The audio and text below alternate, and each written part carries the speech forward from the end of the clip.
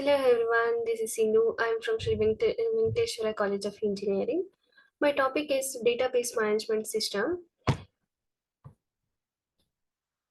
The concepts of we are covering now that are database architecture, data independence, and data languages. What is database management system architecture? The DBMS designs depends upon the architecture. The basic client server architecture it is used to deals within a large number of the PCs, web services, database services, and other components that are connected to with a network. The client server architecture consists of mini PCs and the workstation which are connected to a via network. Database management system architecture depends upon the users are connected to the database together request done. The database architecture this has the three types.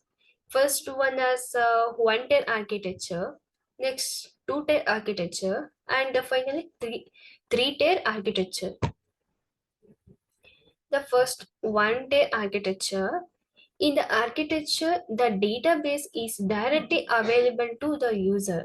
It means that user can directly sit on the DBMS and uses it.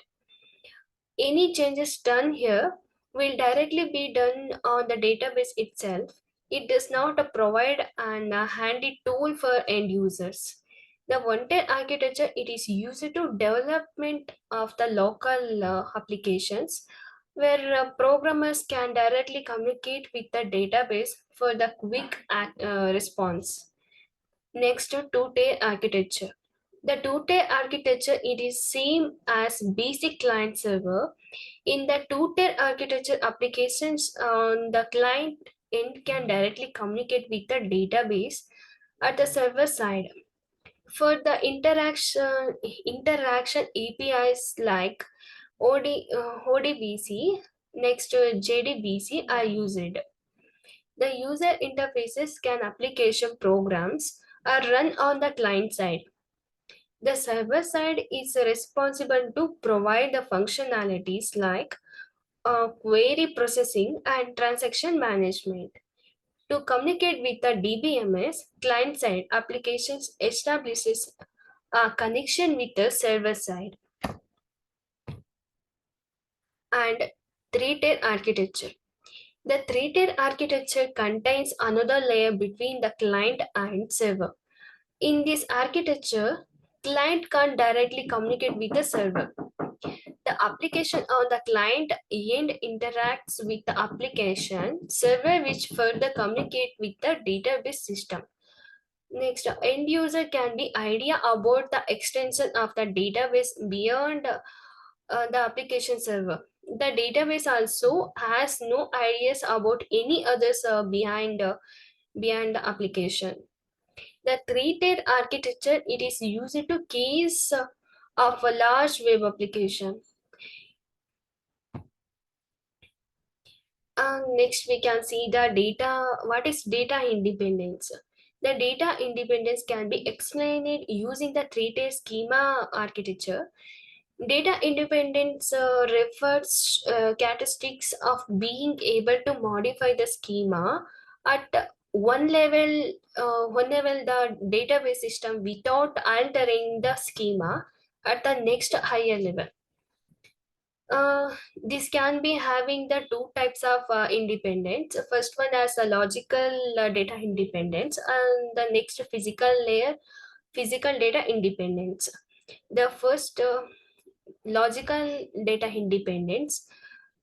It is refers to characteristics of being able to change the conceptual schema without having to change external schema. The logical data independent, it is used to separate the external level from the conceptual view. If we do any changes in the conceptual view of the data, then your user's view of the data would not be affected. Logical data independence occurs the user interface level. The next physical data independence. Physical data independence can be defined as a capture to change the internal schema without having two changes in the capsule schema.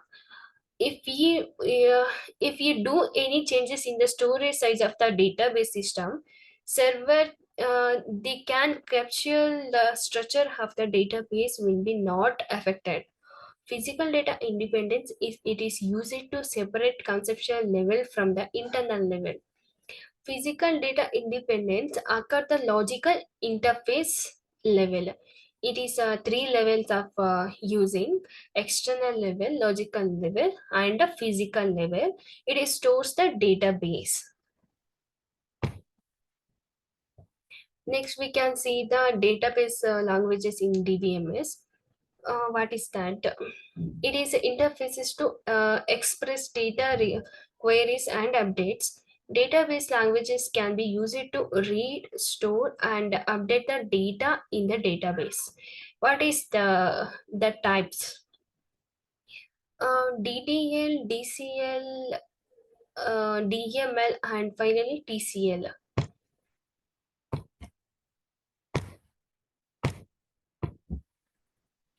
What is the DDL? DDL means data definition language. It is stands for it is used to define database structure or pattern. It is used to create schema, tables, indexes, constraints, etc. in the database. Using the DDL statements, you can create the skeleton of the database.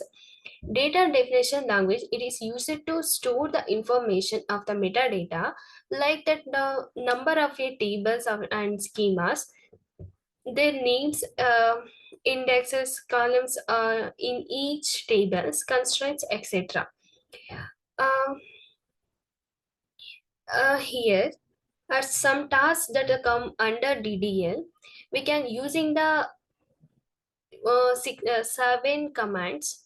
First one is a create. It is used to create object of your data in the database. Alter. It is used to alter the structure of the database. Next drop. It is used to delete object of the object from the database. Truncat. It is used to remove all records from the table. Rename. It is used to rename an object. Comment. It is used to comment on the direct dictionary. Their commands are using in the updates the database schema. That's where they comes under the definition language. It is all.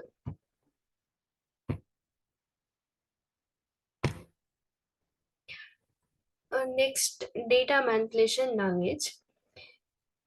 It is used for accessing and manipulating data in a database. It handles users request. Here are some tasks that come under DML. Select. Select it, it is used to retrieve data from the database. Insert. It is used to insert the data into a table. Update. It is used to update existing data within a table. Next, delete.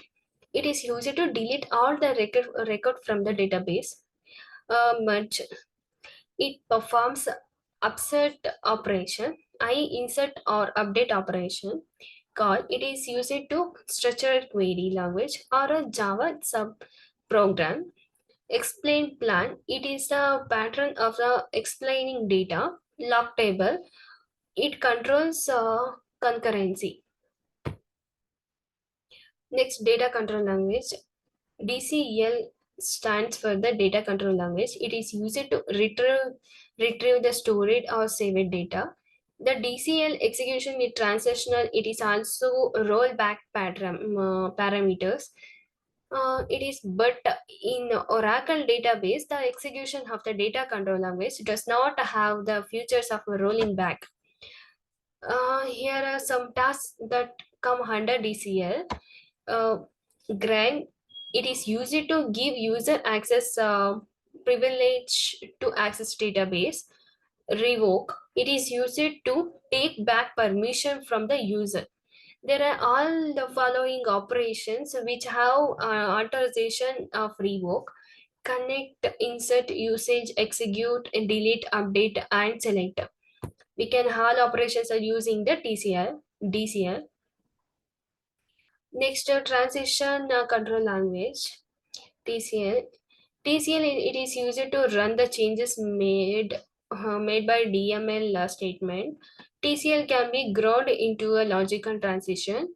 Here are some tasks that come under TCL. Commit, it is used to save the transaction on the database. Rollback, it is used to restore the database on to original since the last comment. Database languages may also incorporate features that likes DBMS specific configuration and storage engine management, computations to modify query results like containing, summing, averaging, sorting, grouping, and cross in referencing. Thank you for watching my video. Please do like and subscribe, please.